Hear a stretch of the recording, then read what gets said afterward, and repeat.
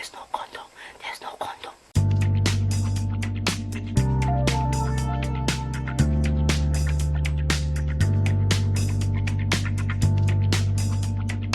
Hey guys, what's up? You're welcome back to my channel. My name is Austin Becca. If today is the first time on my channel, you are definitely welcome, and if today isn't your first time, thank you so much for always coming back to watch my videos. First of all, I need to say this: Gracie, you are a big bully. Okay, I know you're going to watch this video. Guys, I knew I was supposed to come here and give you guys details of everything that has been happening in Biggie's house, but Gracie literally bullied me into doing it. For those of you who do not know, Gracie is my friend, and she's also a YouTuber who tries to put out, very educative content, so I would leave the link to her channel in the description bar. You guys should please visit her channel, show her some love, subscribe to her channel, and tell her that Becca sent you. Okay, thank you so much. Now let's get straight into the gist. If you guys remember, in my last video I told you guys that Biggie instructed his housemates to prepare for a coronation that was supposed to take place on Wednesday. Little did I know that Biggie had plans. Biggie had major plans. Okay guys, that coronation ceremony was the bomb. Like, it was so beautiful, and I want to say a very big thank you to Heritage Bank for showcasing that aspect of Nigeria. The only reason I'm sitting by the corner of my camera is because I want to show you guys pictures from the coronation ceremony. Like, it would be so unfair for me to just talk about it without even showing you people, even if it's 1 or 2 pictures. So I'm going to be inserting pictures here. I remember telling you guys that Sheyi won the head of house for the 2nd time in a row, and Biggie just felt like something like that shouldn't just pass. So in a bid to celebrate Sheyi, Biggie decided to have the coronation ceremony. Heritage Bank even brought in guests for the coronation service. They had dancers from Delta State who performed the Kalabari dance, and guys, Tasha lost it. Tasha and Omashola could not hold their peace. They danced so much that I was like, oh my god. Tasha was so excited. I've never seen her that excited in a long time, and it was just really beautiful to watch. Omashola also displayed some of his dancing skills and all that. It was just really nice. Now, very quickly, let me also answer this question. A lot of people have been asking me if Mercy and Ike actually had sex the other day. Guys, they did not have sex. Okay, Ike had an erection, and Mercy just felt bad for him because oh, they're not having sex and all that. And instead of her just shoving it aside like nothing ever happened, they had this moment, they kissed, they did all of that, but there was no sex. Both of them still had their clothes on from the beginning of the whole drama till the end. I know the only reason most of you are saying that they had sex was because Mercy was actually on Ike and all that, but guys, let me tell you for a fact, they did not have sex. She was just on him, humping on the guy for no reason. And to even confirm that, they had a conversation afterwards, when their heads were clear and all that. And Ike was like, oh, I would never do that to you. I would never disrespect you like that. I respect you so much. I love you so much. And, whatever you say is fine. Obviously, it was something that Ike would have loved to happen. But because Mercy didn't want it, he had to go by her rules. And, I just feel like they will sort it out maybe later or after the house. And also, another question people have been asking me is if Ike truly proposed to Mercy, like if he intends to get married to her in the house. And I'm like, that wasn't the case. That wasn't what happened. Okay, I remember telling you guys in one of my videos when they had the Munchie challenge that Mercy broke up with Ike just for the sole purpose of carrying out that Munchie challenge. She told Ike that the only way they could carry out that Munchie challenge was for them to break up and be focused in the challenge, and that after the whole challenge thing, Ike can ask her out again and whatnot. So it was just luck playing on their side that day. They won the Munchie challenge. They won the 2 million naira, which they had to split 1 million naira each, and they also had a romantic dinner at the arena, all sponsored by Munchies. And Ike took the opportunity to just ask her out again. It wasn't like a wedding proposal, although yesterday they even spoke about getting married, and Mercy speaking about him getting her a ring and whatnot. That's just a discussion for the future, because they need to come out of the house first before they know if they're actually compatible and would like to get married. Okay, so it was just something they talked about, but he did not propose to her. He only asked her out again, so that they could continue their relationship in Biggie's house. Now let's talk about the wager challenge that happened yesterday, being Thursday. Biggie instructed both teams to come up with a talent show, so they went straight to work. The Icons had so much to show us. The Christopia also had a lot they wanted to display. And after the whole show, I fell in love with the Icons. Guys, their performance yesterday was really iconic. It was beautiful. Fraud rapped. Can you guys even believe that? Like, the guy was rapping with the names of his teammates and all that. They even went as far as reenacting some of the things that they do ordinarily in Biggie's house on stage. For the Christopia, they did not do well at all. There was no teamwork. Their storyline was distorted. The only people that put in effort in the Christopia team were just Sheyi, Venita, and Joe. Sheyi's spoken word poetry was really beautiful. Venita's dramatic prowess came to life yesterday. She did so well. Like, she's a good actress, guys. And for Joe made this very beautiful painting of the Nigerian coat of arms from the top of his head, and he actually drew everything right there on stage with just household items. But that couldn't save the Crystopia team, because Biggie specifically instructed them to make sure that every single member of the team was carried along. The icons won the wager challenge, and it was really beautiful. Of course, they were celebrating, and Esther was just so bitter. I don't understand. And the funny thing is, before the challenge even started, Esther was talking to Kaffi and telling her that, oh, if you guys lose, you guys should take it in good faith. It's just a game. Enjoy the moment. Auntie, why are you not enjoying the moment? Why are you so angry? They won the wager challenge. You're upset. The guys are even up for nomination. They are not crying.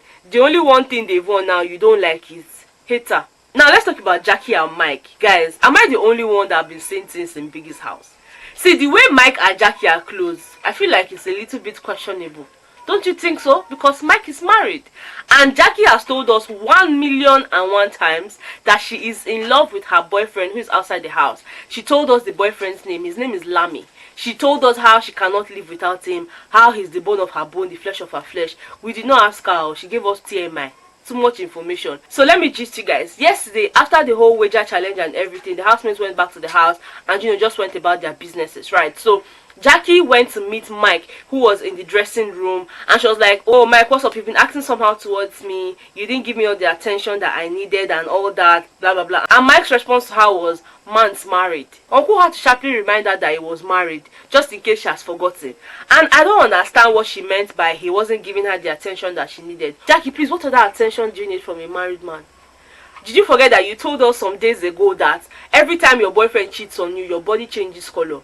That's how deep your relationship is. If you ask me, Austin Better, I will tell you that Jackie is in love with Mike. I'm sure that the whole idea for her hanging out with Mike wasn't to fall in love with Mike. It was just a way to guide her and just keep her from cheating on her boyfriend, because obviously she knows that Mike is married, but it didn't work like that. The girl is in love. Now she wants attention. Do you know that this girl did not allow Mike sleep even after they went back to the room?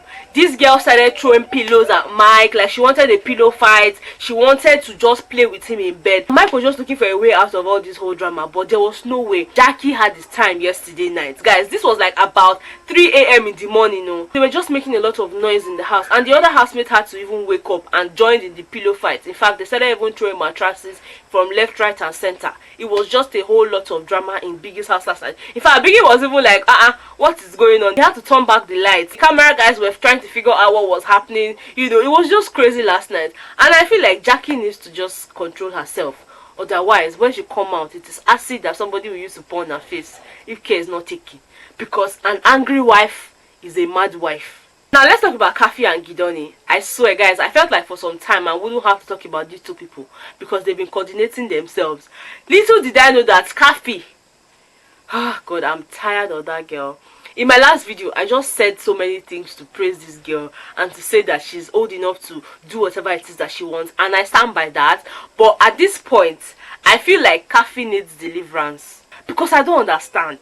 So you and Gidoni went on a 1-week break after your fight and everything, and the first opportunity you guys had to sleep on the same bed, Kaffi could not just control herself. Like, can you believe that? Even Gidoni had to tell her, Kaffi, there's no condom. There's no condom. They didn't know that the camera caught that. He was even reminding the girl that there was no condom. And obviously, they are the ones that finished the condom in Biggie's house. Kaffi. That's all I have to say about them. See, at this point, I can't even be bothered about Kaffi again. Anything she wants to do, let her just do.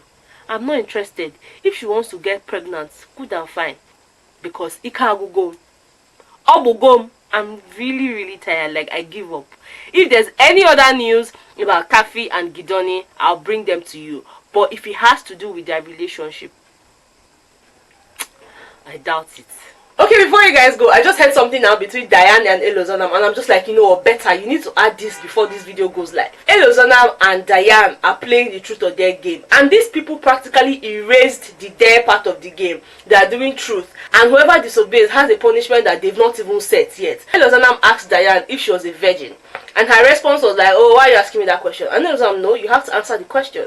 Then she goes, not yet. Elozonam then asked her why she has not had sex before. And her reason was that, oh, when she was 10 years old, she went to visit her cousin. And, when she got to her cousin's place, her cousin's mom called her into the room alongside her own daughter. And was telling them that they should keep themselves for marriage, because that when she got married to her own husband, she kept herself. And that's why her husband respects her so much. And, that she even made a vow that time to God that she was never going to sleep with any man until she got married. Now, after that whole session, I think it got to Diana and her cousin. They now went into the room and swore with the Holy Bible that they were never going to have sex until marriage. After telling us all that story, she now went, that it's not even as if that's the reason why she's still keeping herself and everything, that she's 23 and anything can happen, that if it happens, it happens, if it doesn't happen, it doesn't happen. I don't know, that's not my business. My own business is that you told us that you don't like fair guys and you don't like short guys, and last I checked, Elozonam is fair and he's not so tall. So any move you make, and I'm a leggy, I'm watching you, Diane, because you people say things that you know that you cannot keep. I've said it before, keep short and mind your business. That's how Fred and Esther, those ones who are having their drama. Obviously, Esther is not feeling too well. She's probably having malaria or whatever. And Fred has been the one cooking for her, taking care of her. Now, he just tried to play a little, he just tried to press her buttons small, and the girl's taking it pee. And they're just like, oh no, why are you whining about all the things you're doing for me? It's not as if I'm rolling on the ground and, I'm begging you to help me. If you don't help me cook the food, I can call Diane to cook it, or I'll call Sadio, I'll call someone else. That just the little thing he's doing for her, he's making it look as if it's one magnanimous thing that he's doing. See, Esther has issues. I don't even have power for that girl. Somebody's helping you cook and you're still running your mouth like tap. You're running your mouth like tap. See, I don't even want to get upset. Let me just go and edit this video and post it so that people can watch. Okay, thank you guys so much for watching this video. Please do not forget to give me a big thumbs up, subscribe to my channel if you're not subscribed, and I'll see you guys in my next video. Bye guys.